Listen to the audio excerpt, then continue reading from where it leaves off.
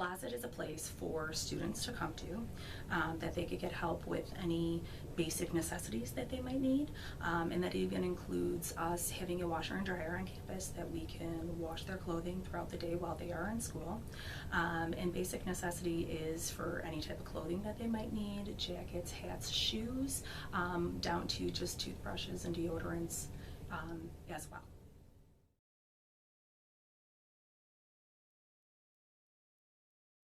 Motivation, it started with a conversation. It was a conversation that I had with a security guard who was here, and she sees a lot of students, and they actually come up and ask her a lot of times for food and some other clothing items. And one day I watched her take the shirt off her back because a student had to go to practice in a specific, like a white t-shirt.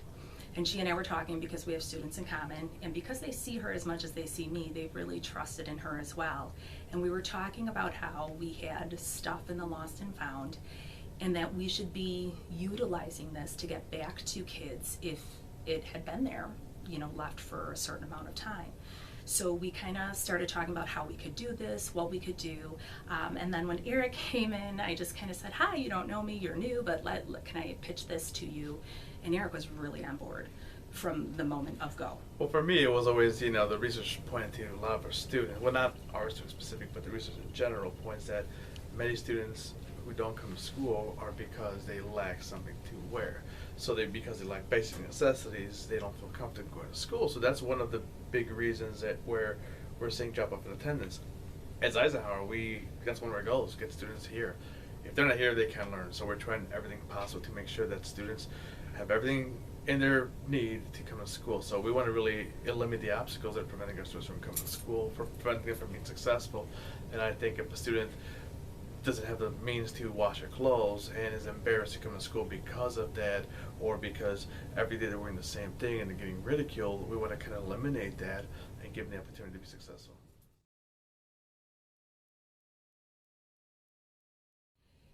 I know personally, just from working here for a very long time, that there are individual teachers and our social workers and counselors who have helped numerous students, but it's all been very sporadic, and you don't necessarily learn how they're helping each other. One teacher brings in quarters, and we give students quarters to go to the laundromat. And so it's just this idea that now it could be a cohesive project where we could help in more ways. So if a student just said, do you have $1, I need to do my laundry, not only can we say, wait a second, bring it here, save your $1, but what else can we help you with? And so we just want to make it a safe place for them to come and realize that, like Erik said, we're a family here, and we want them to worry about school when they're in school and not worry about, like, hey, am I going to be able to wash my clothes later? I don't have anything clean to wear tomorrow. So that if we can take that obstacle away from them, then while they're sitting in math class, they can actually concentrate on math.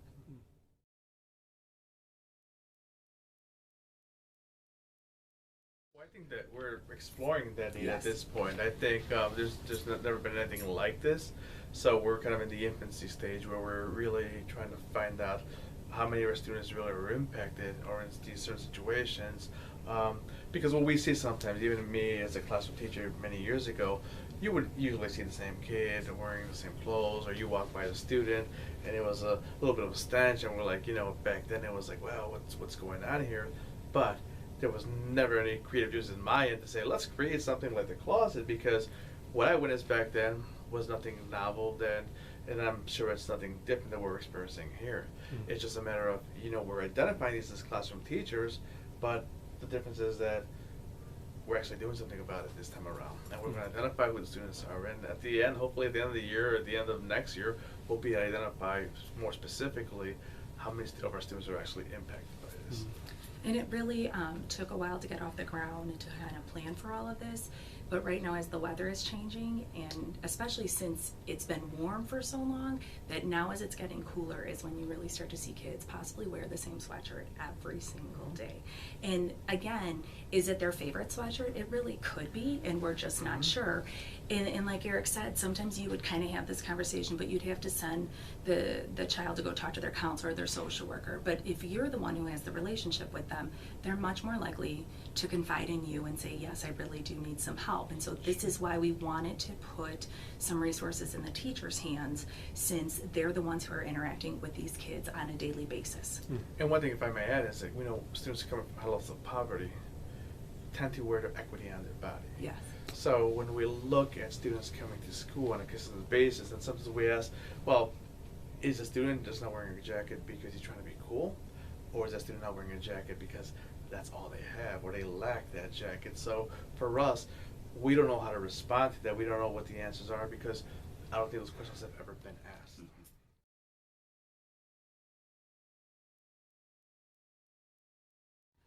I think it's just a sense of normalcy, that it's not something, it's hard for people to imagine, but if they're sitting in class from 8 till 3 o'clock every day, and in every class they're wondering, does someone smell me? Do my shoes smell?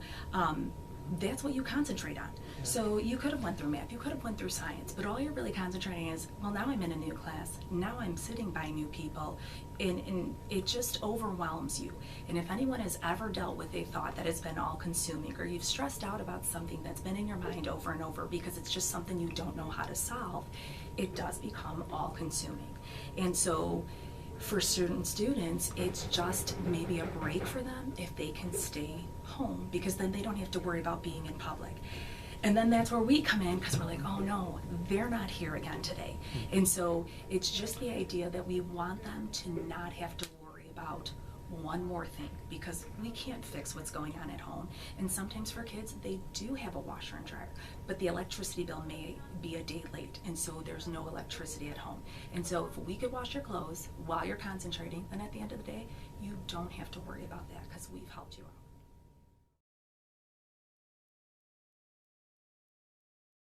It absolutely does.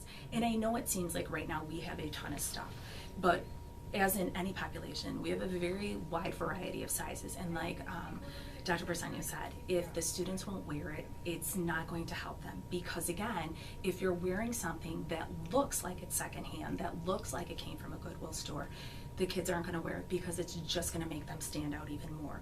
And that is the idea, is we want them to stop feeling like they are standing out, but that they are blended in with their classmates. And that is really the goal here of providing them with clean clothing. And the idea is, even if they don't have enough of clothing, they can come back in a couple weeks and we could switch out to make it look like they have a complete wardrobe. And nobody will be any wiser about that. And again, that child is feeling good about themselves, because we can also provide them with some new things. We want to make sure that we are giving them either new undergarments, new socks, new hat and gloves, something that is new, so that again, they could take pride in that, and that's items that they can keep forever. And again, it's theirs. It isn't secondhand, just like you said, to make them feel good about themselves.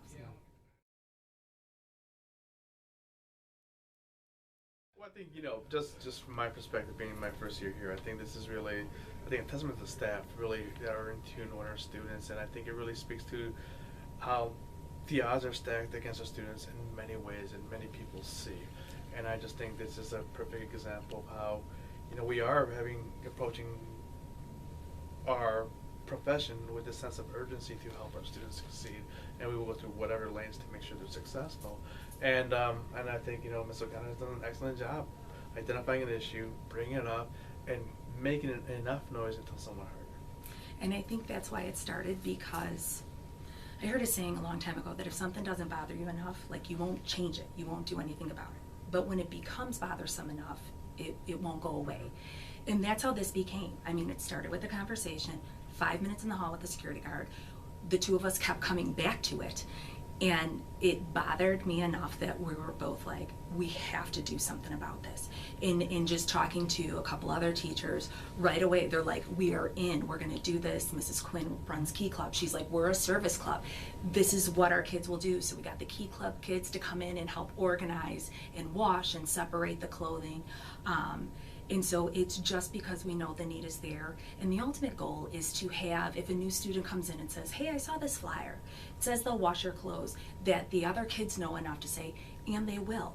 don't worry about it, go talk to somebody. We want this to be, again, a family environment, because our students are really fabulous when there is a need as well, but that we're comfortable enough that it's okay to ask for help, and that it's a sign of strength to know you need help, and then just realize that this isn't coming from a place of pity, this is coming from a place of care and love, and we want them to be successful. And if they can get that feeling from us, we really think it's going to go a long way here. Yeah, absolutely.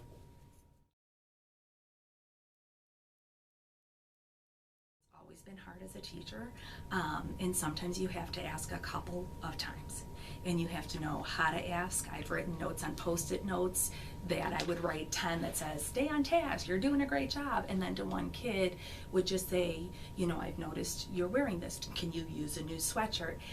And they're not sure how to take it, because again, there is that embarrassment, and that's what we're trying to say. Listen, I could help you. And again, one teacher at their own can't keep buying a ton of winter coats, but if we all come together in one place, we can do so much more. And then we could have all these teachers who could say, listen, I may not know how to help you, but I know somebody who can.